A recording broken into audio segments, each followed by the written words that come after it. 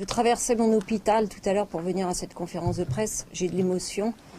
Je me disais, c'est un honneur de devenir chef de service. C'est une reconnaissance de votre équipe, de vos pairs, de vos collègues. Et là, j'avais l'impression de venir à une sorte d'enterrement, celui de ce titre, et puis celui un peu de l'hôpital public. Et ça nous fait chaud au cœur depuis quelques mois d'être dans la bataille. C'est ce qui nous permet de tenir encore et puis on espère que cette bataille, on va la gagner. Le cauchemar, il a commencé. Je vais vous donner des exemples concrets. Hein. On est 20 à démissionner sur la Pitié-Salpêtrière, sur une centaine de responsables de structures et de services. Le cauchemar, il a commencé quand on a commencé à nous dire qu'il va falloir que vous produisiez du séjour, alors que nous, on avait l'habitude de prodiguer des soins. Et on s'est mis à voir comme chef de service des tableaux Excel tous les mois, où on nous disait « Ah, là, bravo, vous êtes en vert, vous avez fait plus de séjours. Ah, c'est pas bien, vous êtes en rouge, vous avez fait moins 10 séjours. » Avec les collègues, on rentrait dans ces réunions et petit à petit, on s'est rendu compte qu'on était infantilisés. On se retrouvait à l'école avec des bonnes notes ou des mauvaises notes. Et comme il était dit tout à l'heure, on a peur.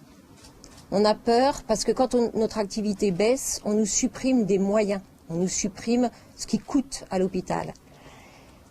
Moi, j'ai dans mon service une unité très lourde de 13 lits de patients diabétiques qui ont des complications graves, toutes les complications graves du diabète et entre autres des complications au niveau des pieds avec des abcès, de la gangrène.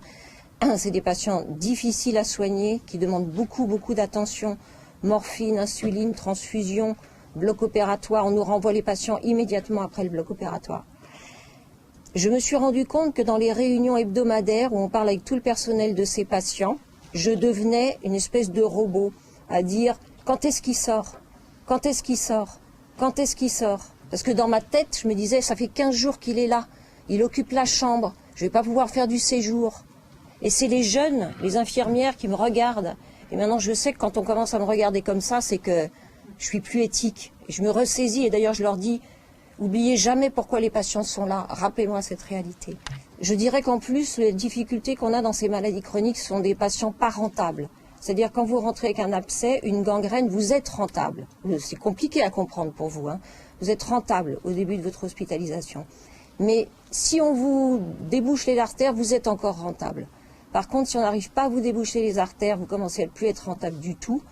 On va vous garder un certain temps parce que votre plaie est complexe. Et donc, au fur et à mesure que les jours passent, l'hôpital commence à perdre de l'argent. Par malchance, vous êtes amputé au bout d'1 mois et demi en nous ayant dit « tenez bon, faites tout ce que vous pouvez ». On a fait tous les soins. Hein. Malheureusement, parfois on perd.